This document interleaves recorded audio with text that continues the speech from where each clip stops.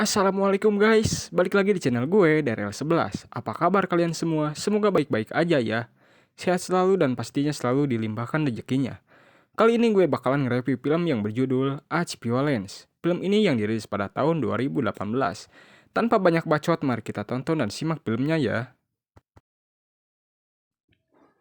Di awal film, kita diperlihatkan sesosok pria yang bernama Roman, bukan Picisan, yang dimana dia usai mengerjakan tugasnya sebagai supir ambulan.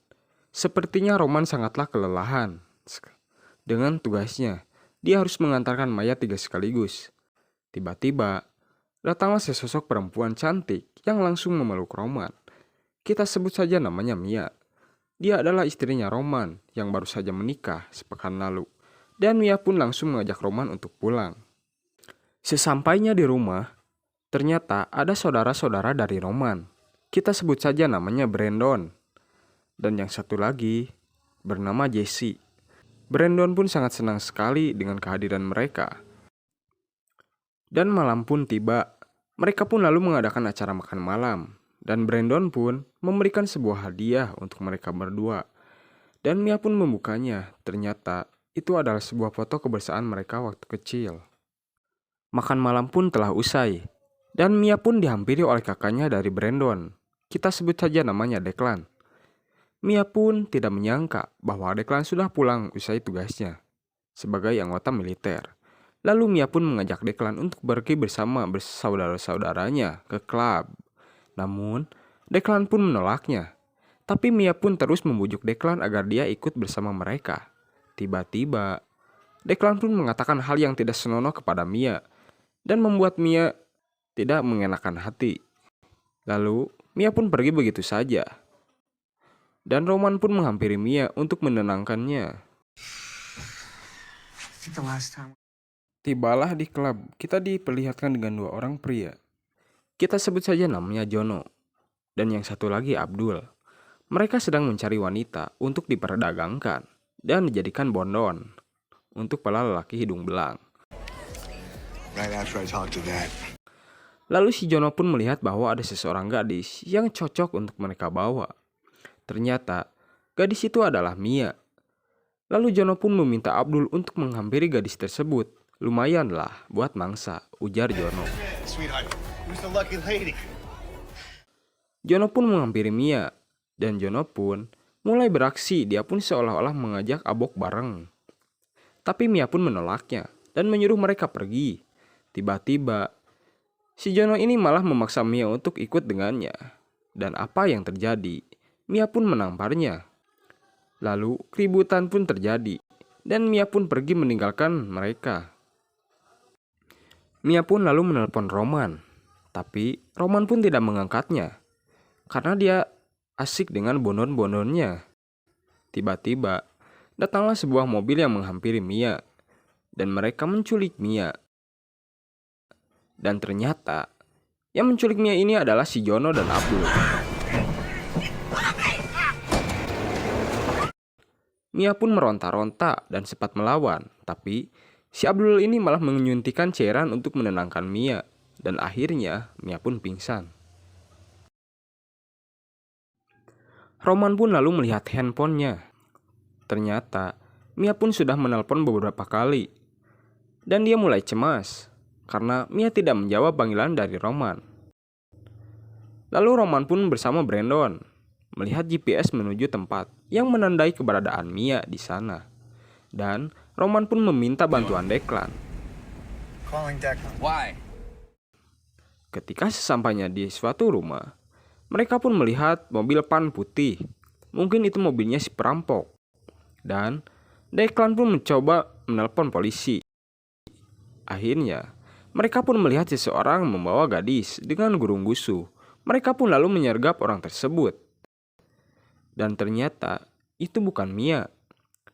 Lalu Declan pun masuk ke dalam rumah tersebut dengan mengendap-endap. Dan ternyata dia menemukan seorang gadis yang disekap. Lalu Declan pun membawa keluar gadis tersebut. Sesampainya di luar, dia pun malah dihadang oleh polisi tersebut. Menurut mereka, dia adalah penjahatnya. Waduh, kacau nih.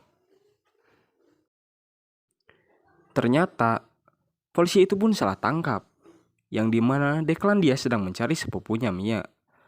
Polisi itu pun langsung meminta maaf kepadanya karena dia salah sasaran. Lalu dia berjanji untuk menemukan Mia secepatnya. Roman pun merenung atas kehilangannya Mia. Dia merasa tidak berguna terhadap dirinya karena dia tidak bisa menjaga Mia lebih baik lagi. Brandon pun mengatakan itu tugasnya polisi untuk menemukan Mia. Tapi Declan membantahnya. Menurut dia, polisi takkan menemukan Mia. Sebelum kita mencari dia, dia pasti mati, ujar Declan. Brandon pun menjadi-jadi. Ia semakin pusing 7 keliling. Lalu Declan pun sepakat bersama saudara-saudaranya untuk mencari Mia. Tapi Brandon tidak bisa meninggalkan istrinya Jessie seorang diri. Dan suasana pun memanas antara Brandon dan Declan. Dan akhirnya Brandon pun ikut bersama mereka untuk mencari Mia. Di sisi lain, Mia akhirnya sadar. Dia disekap di sebuah ruangan. Dan dia pun mencoba berteriak. Namun tidak ada yang mendengarnya. Lalu dia mencoba mendobrak tuh pintu. Tetap saja tidak ada yang mendengarnya juga. Dan 3 saudara itu menemui gadis yang waktu itu bersama Mia. Dia sangatlah ketakutan sekali melihat mereka datang ke rumahnya. Lalu ia menangis histeris bahwa dia akan dibunuhnya. Lalu Declan pun bersama saudaranya mencoba menenangkan gadis tersebut. Dan Declan pun mencoba menanyakan keberadaan Mia. Lalu gadis ini menjelaskan bahwa Mia diculik. Dan gadis ini juga menjelaskan mereka komplotan orang yang menculik para wanita untuk dijualnya kepada lelaki hidung belang dan dijadikannya bondon. Mereka selalu mencari wanita yang rapuh, yang mudah diiming-imingi uang, perhiasan, untuk ikut bersama mereka. Lalu gadis ini menunjukkan keberadaan mereka kepada Declan. Lalu 2 orang ini mendengar teriakan Mia. Akhirnya mereka pun masuk dan apa yang terjadi. Lalu si Jono pun mencoba memperkosa Mia, tapi Mia malah menggigitnya. Dan dia mencoba kabur. Tapi sayang, bosnya mereka pun mengetahui Mia lalu menghadangnya. Lalu bosnya ini pun menanyakan kepada kedua orang tersebut, dari mana mendapatkannya? Lalu Abdul pun menjawab, dia mendapatkannya dari klub. Bosnya lalu memarahi mereka. Kenapa kalian membawanya dari sana? Ujar bosnya. Lalu bosnya ini mencoba menembak keduanya. Tapi setelah bernegosiasi, bosnya ini malah menyuruh Mia untuk menembak mereka dan melepaskan ikatan Mia. Dan akhirnya salah satu dari mereka pun tewas, yaitu Abdul. Lalu bosnya ini memberi kesempatan kepada si Jono. Jangan sampai mengecewakan. Kalau ini sampai berulang kembali, kamu akan mati, ujar bosnya. Lalu Mia pun dibawa lagi ke ruangan tersebut dan dia pun disekap kembali. Singkat cerita, 3 bersaudara ini menyiapkan senjata untuk menyerang markas Max, yaitu bosnya dari Jono dan Abdul. Setelah di persimpangan jalan, dia pun menghalangi mobil si Jono bersama anak buahnya. Lalu mereka pun ditembak satu persatu. Kini yang tersisa hanyalah Jono seorang. Di sisi lain, Mia pun mencoba kabur melalui jendela yang ada di kamar tersebut. Lalu dia mencoba mencokel-cokel jendela tersebut. Dan Declan pun mencoba menginterogasi Jono. Namun Jono pun tidak memberi tahu keberadaan Mia. Tapi Declan pun memasangkan bom kepada Jono. Kalau kau tidak mengaku, bom itu akan meledak, ujar Declan.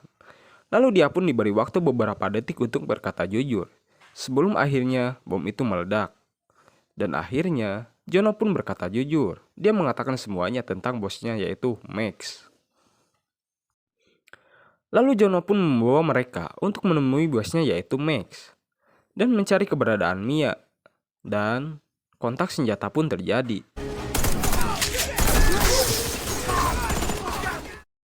Mereka pun menuju ke suatu ruangan yang dimana Mia disekap.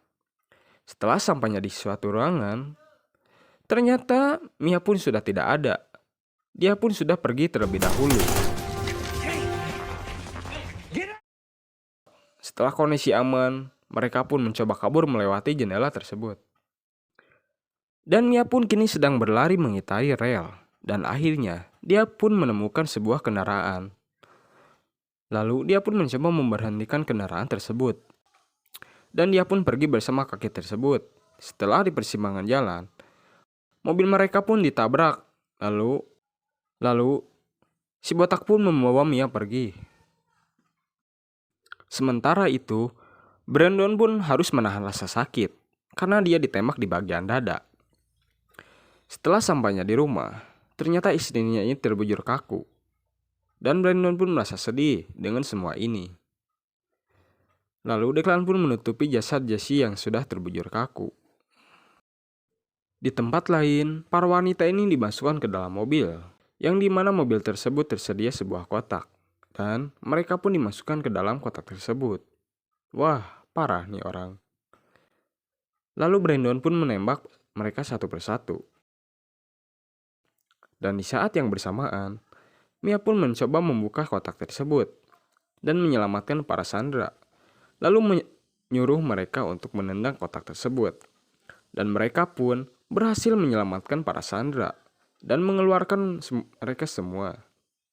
Akhirnya mereka pun berkumpul, namun sayangnya Jessie telah meninggal. Tapi semuanya berakhir dengan sukacita. Brandon telah menyelamatkan Mia dan film pun selesai.